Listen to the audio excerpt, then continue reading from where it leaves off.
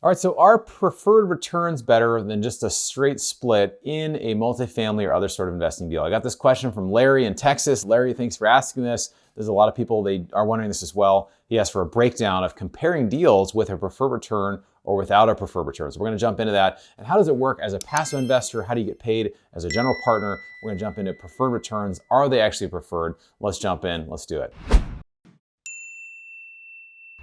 So a quick disclaimer, I'm not an investment advisor. I'm not your investment advisor, so get your own financial advice. These are just my educational opinions. So understanding kind of what is a preferred return, right? What does that actually mean, and is it preferred? So a common preferred return deal structure is an 8% pref and then a 70-30. So what does that mean? It means that based on 100K investing, that from the time you invest, you'd expect about $8,000 per year paid in cash flow from that deal. And then after that, there would be 70 to 30%. You get 70% to the limited partner, the investor, of any profits going forward above the 8%. So a couple things about that. Preferred return does not limit your returns. It's not like you only get the 8%. It's just saying this is kind of a baseline, and investors get paid before the operators. So the investors get paid the first 8% and the operators don't. With a straight split, it just goes straight 80-20, a straight 70-30. There's no preferred. It just kind of immediately from dollar one just starts spreading it out to both parties in that event. Preferred return, it doesn't guarantee you'll get paid that amount. It could be less, and there's usually a catch-up clause to kind of help get you there. So those are a few things to take note. We're gonna get into a whiteboard example of kind of how this works here.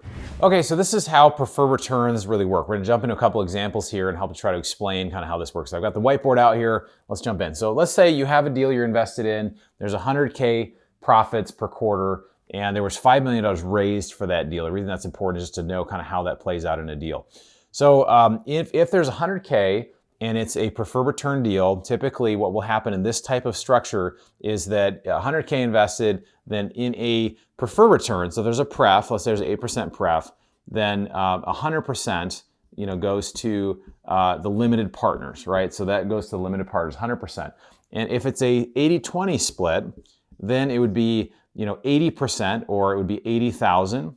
So 80K would go to the limited partners, and 20K would go to the general partners, right? So there's some split there as well. A couple of things I like to note as well. A general partner is an operator. We typically are putting in about 5 to 10% of the total amount invested into deals as well. So we're both LPs and we're GPs, right? So we have basically both of those that we're doing. So that's one scenario. I'm going to get in and explain another scenario. So instead of having 100K a quarter, let's say the deal did well, and now we've got 200K a quarter, right? So instead of 100K, we've got 200K. So we're going to do this 200K. Okay, so that's my great writing here. I'm a great artist and a writer. 200K, and let's go back to that same scenario. So in this case, with a preferred, so a pref, let's say we had the pref and a split. So right, in this case, it was more money. So for the pref, 100K would go to investors plus 70K, excuse me, because there'd be another 70K that would be above the pref, right? So you'd have 170K to investors, and then you'd have 30K to general, so this would be to LPs, and then you'd have 30K to GPs, right? So you'd have a split there. What would this look like with an 80-20, right? 80-20, 80% going to the limited partners, 20% to the general partners. You would have 160K to the limited partners, and you'd have, 40K would go to, is that right? 40K to sponsors. So 40K would go to GPs. So you can see it's a little different here. So again, just pretty close, but a little different. So the GPs are getting paid a little bit more in that situation. Well, what happens here if we change it again and we just had like a blowout quarter? This thing is just cash flowing like crazy, and 500K in a quarter, which is really unusual, but let's just say it happened. I just want to give you some examples of something that could happen. Okay, so 500K, so there's a lot of money coming out of this deal. 500K in a single quarter, which usually at that point you wonder, would you refinance? Would you sell? This thing is cash flowing so much. So with a preferred return, you'd put the first 100K would be a preferred part. Then you would have 280,000 in that quarter would go kind of as the additional 70% on top of that. So basically it'd be 380,000. So you got 500K, or 380,000 goes to 380K goes to LPs, and you have 120 goes to GPs, right? So I wanted to break this down because I think it's good to see how you get paid, how much you get paid. The other side of the 80-20 you would have 400K to LP. So you can see it changes here, right? So more money goes in this situation than if you had a straight split than if you had a pref. So again, prefs are not always preferred.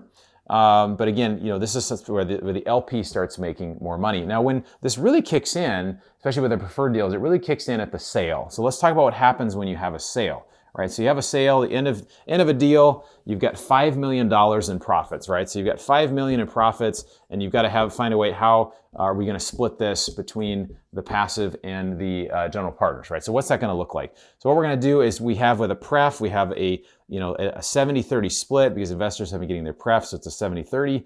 And what that means is 3.5 million goes to the LPs and 1.5 million to the GPs, right? So that's kind of how that looks with an 80-20 split, because again, it's either the pref with the 70-30 or it's the 80-20, kind of from $1. This goes basically $4 million to LPs and $1 million to GPs.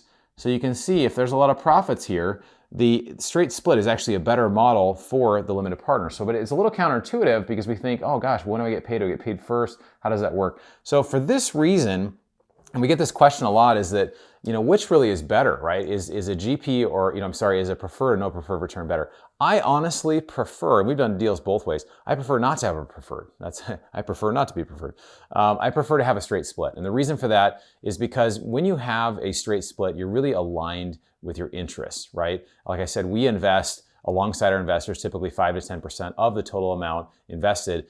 There was a recent study that came out that showed that of large fund managers with Wall Street, about people that are managing $100 million or more, big time funds, less than 50% actually had a single dollar invested in the fund that they were managing. So again, what is that? That's a misalignment of interest. So I think, the closer you can align interests, the better. If you have a preferred return, it can sound great as an investor. And again, we do deals both ways. I'm not saying one's right or wrong, but the closer you can align your interests, a lot of times the better it is for both parties, right? Because if you have a straight split, from $1, it might hurt, investment returns slightly where it goes down a little bit, that's understandable, but it really helps the general partners a lot. I don't think it's necessarily a good idea to starve a general partner just so that I can get money and get paid before them. So I think in general, obviously general partners kind of set the structure of how this works. A lot of people and a lot of investors, you may be very used to having a preferred return. A lot of institutional structures are structured that way. I honestly prefer it without, but we've done deals both ways, right? So there's no right or wrong with this. I wanted to be able to explain it, and there are some changes, kind of how that looks. So you have to make your own opinion. But I'd love to see you here in the comments below. I know there's going to be some contentious comments on this. Are you a preferred person? Do you like being a preferred return, or are you like somebody that's like, hey, I just understand a straight split, I want to do that? So put that down below. I also have a quote for you here I wanted to share with you. This basically says, if you're long-term oriented, customer interests and shareholder interests are aligned. And that comes from Jeff Bezos, right? So the Amazon king there, the guy basically says, hey, as long as you align interests, you're in good shape. So he's talking about the alignment of interests. If you are interested in learning about our 2023 multifamily outlook, we had this great panel recently with Ken McElroy, Neil Bawa, and Mark Kenny. Check it out up here. And again, stick down below in the comments what your thoughts are. If you haven't joined our investment club, click the link below. You can join our investment club, hear about our upcoming awesome deals in real estate and outside of real estate. We're doing some unique stuff. So thanks for taking the time to educate yourself. We'll look forward to seeing you on the next video. Smash that like button and make it a great day.